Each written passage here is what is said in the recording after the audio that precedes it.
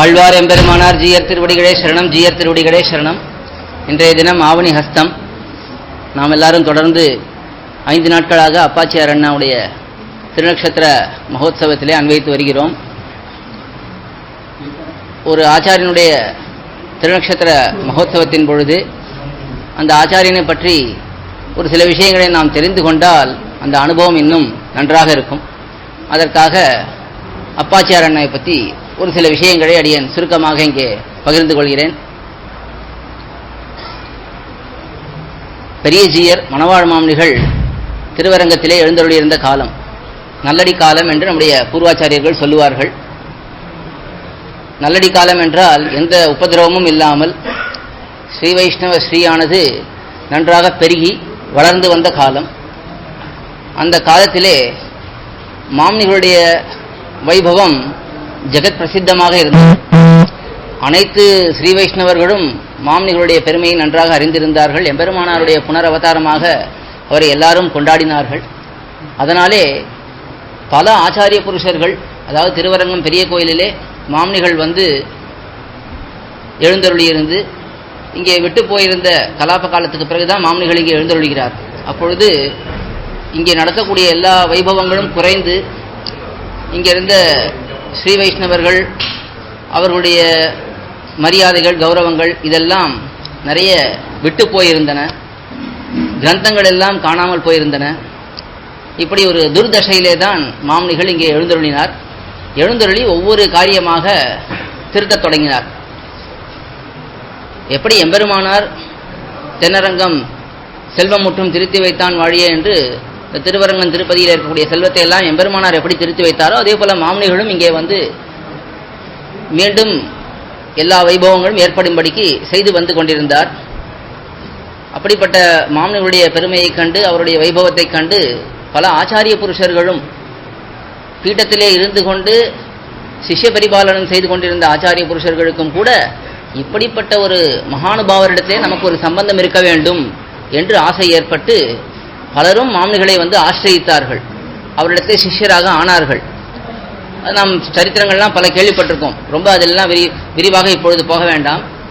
முக்கியமாக கோயிலண்ணன், இந்த விதேசத்திலே எழுந்தருளியிருந்த முதலியாண்டான் திருவம்சத்தவரான கோயிலண்ணன், அதே போல பிரதிவாதி பயங்கரம் அண்ணா அந்த சுவாமி எழுந்தருளியிருந்தார். அவர் இங்கே வந்து மாமனிகளிடத்தில் சிஷ்யராக ஆனார். எறும்பி அப்பா வந்து இங்கே சிஷ்யராக ஆனார். அப்பிள்ளை அப்பிள்ளார் என்று 2 மகா வித்வான்கள் அவர்களெல்லாம் மாமனிகளிடத்தில் வந்து சிஷ்யர்களாக ஆனார்கள். இவர்களுக்கெல்லாம் புருஷகாரமாக இருந்தவர் பொன்னடிக்கால் ஜீயர்.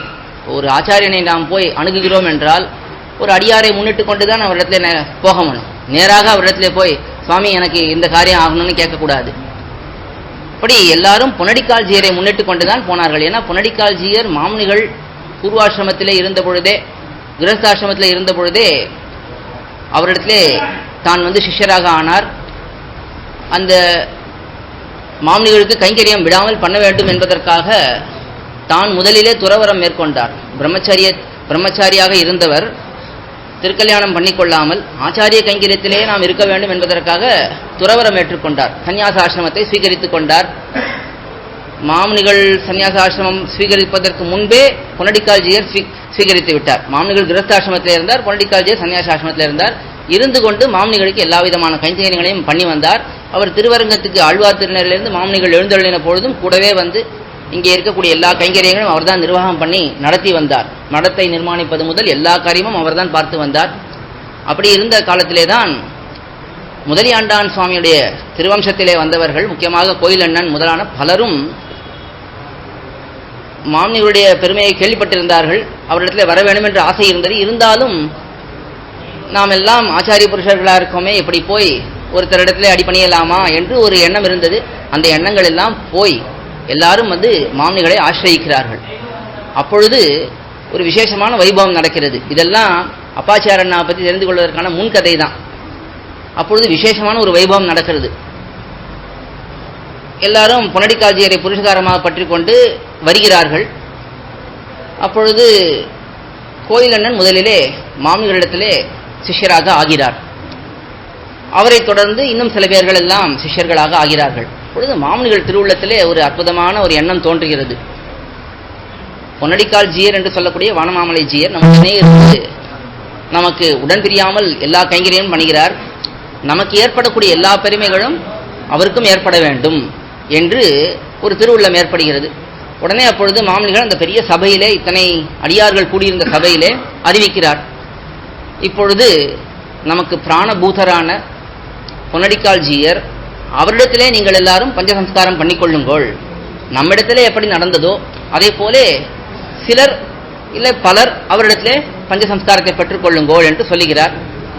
உடனே கோயில் அண்ணன் இதை கேட்ட உடனே முதல்ல ஒரு வார்த்தை சொல்லுகிறார், ஆஹா, இப்படிப்பட்ட வைபவம், இப்படிப்பட்ட பாக்கியம் நமக்கு கிடைக்காமல் போய்விட்டதே. தேவரீருக்கு பிராண சுகிருத்தாக பிராணபூத்தராக அவர் இருக்கிறார், அவரிடத்தே நமக்கு ஒரு சம்பந்தம் ஏற்பட்டிருக்குமே, நமக்கு ஏற்படவில்லையே என்று சொல்ல உடனே மாமனிகள் சொல்லுகிறார், இல்லை நமக்குன்னு இருக்கிற வஸ்துவை எப்படி நம்ம மற்றவர்களுக்கு விட்டுக் கொடுக்க முடியும், நீர் நமக்காக இருக்கக்கூடியவர் என்று கோயில் இடத்துல விசேஷமான ஒரு பரிவை காட்டுகிறார். அதைத் தொடர்ந்து அப்பொழுது முதல்ல அந்த கோஷ்டியிலே இருந்த ஒரு சுவாமி அவர் எழுந்திருந்து, அடியேனுக்கு இந்த பாக்கியம் முதலிலே ஏற்படட்டும் என்று சொல்லுகிறார். அவர் யாருன்னா அப்பாச்சியார் அண்ணா தான். அப்பொழுது மாமனிகள் சொல்லுகிறார், நம் அப்பாச்சியார் அண்ணாவோ அப்படின்னு அவரை கொண்டாடுகிறார். இந்த அப்பாச்சியார் அண்ணா யாருங்கிறத நாம் பார்க்கணும். மாமனிகள் அபிமானித்து நம் அப்பாச்சியார் அண்ணாவோ, இப்போ நம்பெருமாள், நம்மாழ்வார், நம்ஜியர், நம்பிள்ளைன்னு பார்க்கணும் இல்லையா. இந்த நம் வந்தாலே ஒரு விசேஷமான அபிமானம்னு அர்த்தம். நம்பெருமாள் என்றால் எத்தனையோ பெருமாள் இருக்கார், இருந்தால் நம்பெருமாள்னு நாம் சொல்லுகிறோம். அது வியாக்கியானத்தில் வரும்பொழுது நம்முடைய ஒவ்வொரு பெருமாளும் நம்பெருமாள்னு சொல்வார்கள். இருந்தாலும் விசேஷமா நம்பெருமாள் திருநாமம் இவருக்கு தானே ஏற்பட்டிருக்கு. போல நம்ஜீயர் பட்டர் அபிமானித்து நம்ஜீயரோ வாரும் என்று அழைத்தார், நம் பிள்ளையோ என்று நஞ்சியர் நம்பிள்ளையை அழைத்தார். இதே போல நம்மாழ்வார் என்று எம்பெருமான் தானே அங்கே கேரளா கர்நாடகா எல்லையிலே எம்பெருமான் எழுந்தருளி இருந்த பொழுது அந்த காலத்திலே நம்மாழ்வாரும் அங்கே சென்று எழுந்தருளுகிறார் கலாப காலத்திலே. அப்பொழுது நம்மாழ்வாரை தம்முடைய ஆசனத்திலேயே நம்பெருமாள் எழுந்தருள பண்ணிக் கொள்கிறார். தனக்கு அருகிலேயே ஒரே ஏகாசனத்தில் எழுந்தருள பண்ணிக்கொண்டு நம் சடகோபன் என்று அவருக்கு அருளப்பாடு. அதனால்தான் நம்மாழ்வார் என்று எம்பெருமானே அபிமானித்த ஆழ்வார் என்றெல்லாம் பார்க்கிறோம். அதே போல இங்கே நம் அப்பாச்சியார் அண்ணாவோங்கிறதுக்காக சொன்னேன். அவர் மாமனிகள் நம் அப்பாச்சியார் அண்ணா என்று சொன்னதுனாலே அப்படிப்பட்ட அபிமானத்துக்கு இலக்கானவர். அபிமானம்னா கருணைன்னு அர்த்தம். மாமனிகளுடைய கருணைக்கு இலக்கானவர். இவர் யார் என்று பார்த்தோம் என்றால், இவர் திருவரங்கத்திலேயே அவதரித்தவர். சிற்றன்னர் என்று முதலியாண்டான் திருவம்சத்திலே வரக்கூடிய ஒரு சுவாமி. அந்த முதலியாண்டான் கிளை என்று பார்த்தா பல கிளைகள் இருக்காது. கோயில் அண்ணங்கிறது ஒரு வம்சம் பார்க்கிறோம். அது போல ஒவ்வொருத்தருக்கும் 4 திருக்குமாரர்கள் இருந்தால் அவர்களிடத்திலிருந்து கிளை பிரிந்து போகும் இல்லையா. அதே போல ஒரு கிளையிலே இவர் முதலியாண்டான் திருவம்சத்திலே சிற்றன்னர் என்று ஒரு சுவாமி. அவருடைய திருத்தேவியார் திருநாமம் ஆய்ச்சி, அதுவும் அப்பாய்ச்சி என்று சொல்லுவார்கள். அவர் யாருன்னா, அவரும் முதலியாண்டான் திருவம்சத்தே வந்தவர் தான். திருமஞ்சனம் அப்பா என்று ஒரு சுவாமி. அவர் இந்த திருவரங்கத்திலே திருமஞ்சன கைங்கரியம்னா தீர்த்த கைங்கரியம் பண்ணக்கூடியவர். அந்த வம்சத்திலே வந்தவர். அவருக்கு மாமனிகளிடத்திலே அப்பரிமிதமான ஒரு அன்பு. அவருக்கு மாமனிகள் தான் உயிர் என்று சொல்லலாம். அவர் என்ன பண்ணுவாராம், மாமனிகள் தீர்த்தமாடின பிறகு அந்த தீர்த்தத்தினுடைய பெருக்கு இருக்கும் இல்லையா, அதிலே போய் அவர் தீர்த்தமாடுவார். ஒரு பெரியவர் தீர்த்தமாடுகிறார்னா நாம் அவருக்கு முன்னாடி போய் தீர்த்தமாடக்கூடாது, அவருக்கு பின்னாடி தான். இதெல்லாம் பூர்வாச்சாரியுடைய அனுஷ்டானங்களை பார்க்கும் பொழுதே நாம் என்ன பண்ண வேண்டும்ங்கிறது நமக்கு புரியும். அதனால தான் குரு பரம்பரையே நமக்கு மிக மிக முக்கியம். ஆழ்வார் ஆச்சாரியுடைய வைபவத்தை நாம் கேட்டுக்கொண்டே இருந்தால் தான் நம்முடைய அனுஷ்டானங்கள் எப்படி இருக்குங்கிறத நாம் தெரிந்து கொள்ளலாம். இப்போ இதிலேயே பார்க்கலாம், இன்னும் 2-3 சின்ன சின்ன விஷயங்கள், இது மாதிரி ரொம்ப சூக்ஷ்மமான விஷயங்கள் வரும். இப்போ மாமனிகள் தீர்த்தமாடின பிறகு அவருக்கு கீழே வரக்கூடிய ஜலத்திலே தீர்த்தத்திலே இவர் திருமஞ்சனமாய் அப்பா எப்பொழுதும் தீர்த்தமாடுவாராம். அதனாலே அவருக்கு மாமனிகளிடத்திலே ஒரு அன்பு பெருகிக் கொண்டே வருகிறது. மிகவும் விலட்சணமான ஒரு அதிகாரியாக அவர் எழுந்தருளியிருந்தார். அவருடைய திருக்குமாரத்தின்னா இவர் ஆய்ச்சிங்கிறவருக்கு அப்பாவுடைய திருக்குமாரத்தியா இருப்பதனாலே அந்த காலத்தில் அப்பா, அண்ணா, அப்பன், அண்ணன்லாம் திருநாமம் பேர் வைப்பார்கள். எதனாலாம் எம்பெருமாளுடைய திருநாமம். அப்பன்கிறது திருவேங்கடமுடியானுடைய திருநாமம், அண்ணன்னு திருவெள்ளக்குளத்து அண்ணான்னு பார்க்கிறோம். எல்லாம் எம்பெருமாளுடைய திருநாமங்களை ஆழ்வாருடைய திருவாக்கிலே வந்த திருநாமங்கள் என்று ஆசையாக சூட்டிக் கொள்வார்கள் தங்களுடைய குழந்தைகளுக்கெல்லாம். இப்போ பொன்னப்பன், மணியப்பன், முத்தப்பன் அப்படின்லாம் இப்போ ஆழ்வார் திருநெல்வேலி பக்கம்லாம் போனால் முத்தப்பன், பொன்னப்பன்லாம் பேர் வைப்பார்கள். நாம் இன்னும் இதெல்லாம் ஒரு சாமானியமான பேர் மாதிரி இருக்கேன்னு நினைப்போம். ஆனால் ஆழ்வாருடைய திருவாக்கிலே வந்த திருநாமங்கள்ங்கிறதுனால விசேஷமான ஒரு ஈடுபாடு பெரியவர்களுக்கு. அப்படி திருநாமங்களே அங்கே சூட்டுவார்கள். அப்படி இவருக்கு அப்பா என்ற திருநாமம். அவளுடைய பெண்ணாக இவர் இருப்பதனாலே இப்பொழுது அப்பாய்ச்சி என்று திருநாமம். அந்த அப்பாய்ச்சிக்கு தன்னுடைய தகப்பனாரிடத்தில் பேசி பேசி அந்த ஒரு பரிமாற்றங்கள்னாலே மாமனிகளிடத்திலே அப்பரிமிதமான ஒரு அன்பு ஏற்பட்டிருக்கிறது. ஒரு நாள் திருமஞ்சனம் தீர்த்தமாடி திரும்பி வந்து கொண்டிருக்கிறார். நல்ல மழை காலத்தில் தீர்த்தமாடி வருகிறார். என்ன தெரியுதுன்னா, மழை காலத்திலேயே நாம் போய் கொள்ளிடத்தில் தீர்த்தம் ஆடணும்னு தெரியுது. நாம சரி மழை தானே பெய்யுறது, நாம ஆத்திலேயே பண்ணிடலாமே இன்னைக்கு நினைக்கக்கூடாது. ஏன்னா மாமனிகளோட சரித்திரம் இதுதான் சொல்றேன். பூர்வாச்சார அனுஷ்டானத்தை பார்த்தோம்னா எந்த கஷ்டம் வந்தாலும் தங்களுடைய அனுஷ்டானங்களிலே குறையில்லாமல் அவர்கள் எழுந்திருக்கிறார்கள். அப்படி அவர் தீர்த்தமாடி திரும்பி வருகிறார். நல்ல மழை பெய்யுறது. சரி மழைக்கு கொஞ்ச நேரம் ஒதுங்கலாம் என்று இந்த அப்பாய்ச்சியார் இருக்கா இல்லையா, அந்த அம்மா, அவருடைய திருமாளிகை, அவருடைய அந்த கிரகத்துக்கு அந்த திண்ணையிலே வந்து அமர்ந்து கொள்கிறார். அப்பொழுது அவர் இவருடைய திருவடிகளை எல்லாம் வந்து ஒத்தி எடுத்து அந்த தீர்த்தத்தை எடுத்து தன்னுடைய தலையிலே வைத்துக் கொள்கிறாள். அவளுக்கு இன்னும் மாமனிகளிடத்திலே சிஷ்யராகணும் என்று ஒரு அன்பு ஏற்படுகிறது, ஒரு ஆசை ஏற்படுகிறது. ஆனா ஏற்கனவே அவள் முதலியாண்டான் திருவம்சத்திலே இருக்கக்கூடியவள். அந்த அவள் திருக்கல்யாணம் பண்ணி கொண்டதும் அந்த சிற்றன்னர் என்ற சுவாமியை, அவரும் அந்த வம்சத்தில் இருக்கக்கூடியவர். இப்போ இவள் மட்டும் தனியாக போய் எப்படி மாமனிகளிடத்தில் சமாஷனம் பண்ணிக்க முடியும், பஞ்சசம்ஸ்காரம் பண்ணிக்க முடியும்? அது முடியாது. இருந்தாலும் அவளுக்கு ரொம்ப ஆசையாக இருக்குது, நாம் பண்ணிக்கணும், மாமனிகளிடத்தில் நமக்கு ஒரு சம்பந்தம் ஏற்படணும்னு. தன்னுடைய தகப்பனாரிடத்தில் தன்னுடைய ஆசையை வெளியிடுகிறாள். அவரும் மாமனிகளிடத்தில் பேசி சரி இவளுக்கு மிகவும் ஆசையாக இருக்கிறது, இவருக்கு சிஷ்யாகணும் என்று சொல்ல மாமனிகள் முதல்ல தயங்குகிறார். அது எப்படி நாம் தனியாக அவளுக்கு மட்டும் பண்ணி வைத்தால் அவர் இதனால் பின்னாடி ஏதாவது பிரச்சனை வந்துடாதா, நாளைக்கு யாராவது நம்மை அபவாதம் சொல்ல மாட்டார்களா என்று ஒரு யோசனை இருக்கு. இருந்தாலும் அவளுடைய ஆசையை பார்த்தார். சரி அவளுக்கு பண்ணி வைக்கலாம் என்று அவளுக்கு பஞ்சசம்ஸ்காரம் பண்ணி வைத்து விடுகிறார். அப்படிப்பட்ட அந்த அப்பாய்ச்சியினுடைய திருக்குமாரர் தான் அண்ணாங்கிறவர். அதனால தான் அவருக்கு அப்பாய்ச்சி அண்ணா. அவருடைய இயற்பெயர் அவர் அவதரித்த காலத்திலே அவருக்கு வரதராஜன் என்ற திருநாமம் சூட்டினார்கள். இருந்தாலும் அவருக்கு அண்ணாங்கிற அந்த திருநாமம் இருக்கு. அதனாலே அப்பாய்ச்சியுடைய குமாரராக இருப்பாங்க, அப்பாய்ச்சியார் அண்ணா என்று அவருக்கு திருநாமம் ஏற்படுகிறது. அவர் தான் அங்கே எழுந்திருந்து நான் பண்ணிக்கிறேன் என்று சொன்னார். இப்படி சொன்ன உடனே சரி மாமனிகள் சரி வாரும், நீர் வந்து பொன்னடிக்காட்சியர் இடத்துல பஞ்சசம்ஸ்காரம் பண்ணிக்கொள்ளும் என்று சொல்ல அவரும் பொன்னடிக்காட்சியர் இடத்துல பண்ணிக்கிறார். முதல்ல பொன்னடிக்காட்சியர் மறுக்கிறார், அதெல்லாம் பண்ண முடியாது, தேவர் இருக்கும்போது அடியான் எப்படி பண்ண முடியும், ஆச்சாரியன் இருக்கும்போது சிஷ்யன் எங்கேயாவது பண்ண முடியுமா என்றெல்லாம் மறுக்க, இல்லை நீர் பண்ணித்தான் ஆகணும், இது நம்முடைய ஆணை என்று சொல்லி தன்னுடைய திருவாழி தன்னுடைய திருச்சங்கு அதை கொடுத்து தன்னுடைய ஆசனத்திலே பொன்னடிக்காட்சியரை அமர்த்தி நீர் நம்மை போலவர் தான், இவரிடத்திலே பண்ணினால் நம்மிடத்திலே பண்ணி கொண்டதாக அர்த்தம் என்று சொல்லி அவரை பஞ்சசம்ஸ்காரம் பண்ண வைக்கிறார். அவரும் நிறைய பேர் அவரிடத்துல வந்து பண்ணிக்கொள்கிறார்கள், நிறைய அடியார்கள் வந்து பண்ணிக்கொள்கிறார்கள். அதுக்கு பிறகு அவர் போதும் இதுக்கு மேல நமக்கு வேண்டாம், சிஷ்யன்லாம் இவ்வளவுலாம் வேண்டாம், எப்படியா அனந்தாழ்வான் அப்புறம் மருதூர் நம்பி அவர்கள் எல்லாம் வந்த பொழுது எம்பெருமானார் அருளாள எம்பெருமானாரிடத்தை நீங்கள் எல்லாம் சிஷ்யராகுங்கோள் என்று நியமித்தார். இப்போ அருளாள எம்பெருமானார் இதே போல தான் முதல்ல மறுத்தார். கடைசியில் என்ன சொன்னார், சரி சுவாமியுடைய நியமனம் நாம் இதை பண்ணி வைக்கிறோம் என்று சொல்லிவிட்டு உடனே என்ன சொன்னார், இது என்னுடைய குருவி தலையிலே பணங்காய வைத்தார் போல என்னுடைய கையிலே இவ்வளவு பெரிய பொறுப்பை கொடுத்திருக்கிறீரே, இதெல்லாம் நம்மாலே முடியாது, எல்லாரும் எம்பெருமானார் திருவடிகளே தஞ்சம் என்று இருங்கோள்னு சொல்லி முடித்து விட்டார். அதே போல இங்கே மாமனிகள் நியமனத்தின் பேரை பொன்னடிக்காட்சியர் பண்ணிவிட்டார். அதற்கு பிறகு அப்பாச்சார் அண்ணா விடாமல் மாமனிகளிடத்திலே கூடவே இருந்து பொன்னடிக்காட்சியருக்கும் மாமனிகளுக்கும் கைங்கரியம் பண்ணிக்கொண்டே இருந்தார். காஞ்சிபுரம் யாத்திரை போகிறார்கள், ஒரு முறை திருமலை யாத்திரை போகிறார்கள். போகும் வழியிலே காஞ்சிபுரம் வழியாகத்தான் அவர்கள் போகிறார்கள். அந்த காலத்துல அப்படிதான் திருமலை யாத்திரைனா காஞ்சிபுரம் போய் அங்கெல்லாம் மங்களாசாசனம் பண்ணி கொண்டுதான் போவார்கள். அப்படி அங்கே போகும் பொழுது காஞ்சிபுரத்திலே உற்சவம் நடக்கிறது, வையங்கண்ட வைகாசி திருநாள் உற்சவம் நடக்கிறது. அப்படி வைகாசி பிரம்மோற்சவம் நடக்கும் பொழுது அங்கே இருக்கக்கூடிய ஸ்ரீ வைஷ்ணவர்கள்லாம் மாமனிகள் வந்து எழுந்துள்ளி இருக்கிறாரே என்று எல்லாரும் வந்து தண்டம் சமர்ப்பிக்கிறார்கள். அவரிடத்திலே பிரார்த்திக்கிறார்கள், எங்களுக்கு இங்கே நல்ல ஸ்ரீ வைஷ்ணவ சம்பிரதாயத்தை நன்றாக தெரியப்படுத்தும்படிக்கு தேவரியில் இருந்து இங்கே கொஞ்ச காலம் உபதேசங்கள் எல்லாம் பண்ண வேண்டும் என்று சொல்ல, அதுக்கு மாமனிகள் சொல்லுகிறார், இல்லை நம்ம இங்கே திருவரங்கத்துக்கு நாம் போக வேணும், அங்கே நிறைய காரியங்கள்லாம் இருக்கு என்று பார்த்து அப்பாச்சியார் அண்ணாவை பார்க்கிறார். இவர் அப்பாச்சியார் அண்ணா நம்மை போலதான், இவரும் நம்மிடத்திலே மிகுந்த அபிமானம் கொண்டவர், அன்பு கொண்டவர்.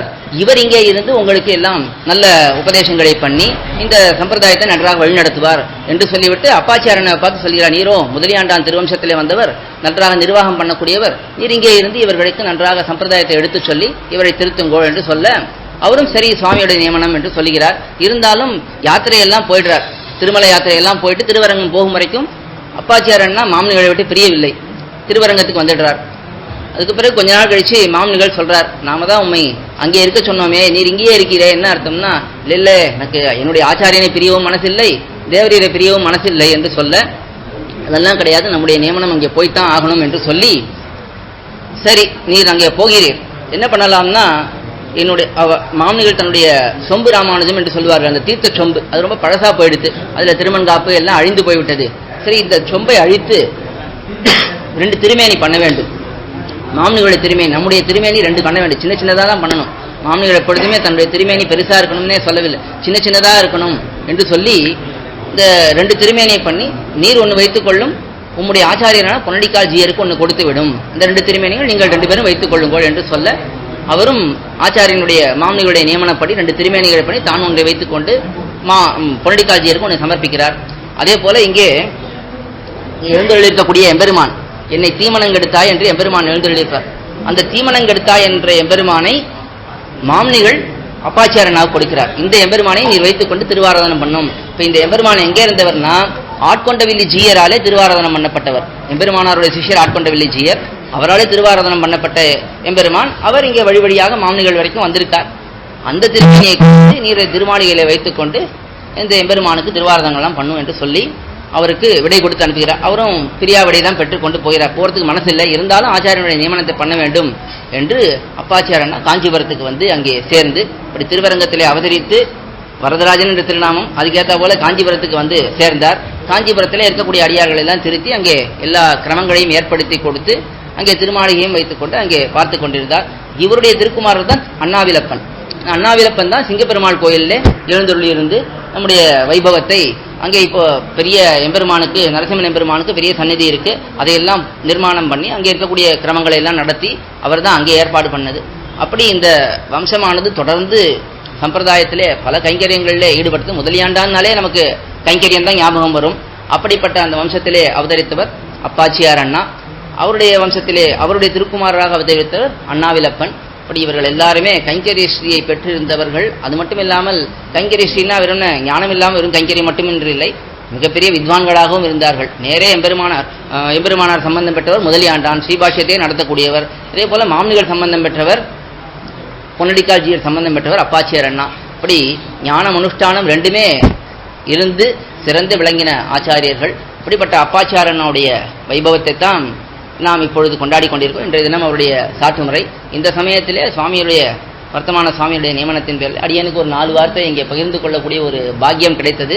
அதை பெரும் பேராக கருதுகிறேன். இத்தோடே அமைகிறேன். இன்னும் ஒரு முக்கியமான விஷயம், அப்பாச்சியார் அண்ணாவுக்கும் பொன்னடிக்கால் ஜீயருக்கும் இருக்கக்கூடிய சம்பந்தத்தினாலே இந்த திருமாளிகைக்கும் வானமாமலை மடத்துக்கும் எப்பொழுதும் நிரந்தரமான சம்பந்தம் உண்டு, ரொம்ப அந்யோன்ய பாவம் உண்டு. பெரியவர்கள்லாம் அவ்வளவு நெருக்கமாகத்தான் இங்கே இருந்திருக்கிறார்கள். அதுவும் ஒரு விசேஷமான ஒரு வைபவம். இப்படிப்பட்ட சமயத்திலே நாம் இந்த அனுபவத்தை எல்லாம் அனுபவிக்க பெற்றோம். தொடர்ந்து இப்பொழுது சாற்று முறை ததியாராதனம், அதில் எல்லாரும் பங்கு பெறுமாறு பிரார்த்தித்துக் கொண்டு அமைகிறேன். ஆழ்வார் எம்பெருமானார் ஜீயர் திருவடிகளே சரணம், ஜீயர் திருவடிகளே சரணம். கோயில் KOYIL என்னும் ஆப்பை கூகுள் பிளே ஸ்டோரில் இருந்தோ ஆப்பிள் ஆப் ஸ்டோரில் இருந்தோ டவுன்லோட் செய்து இது போன்ற சம்பிரதாய விஷயங்களை கேட்டு மகிழலாம். எங்கள் வலைத்தளம் koil.org KOYIL.org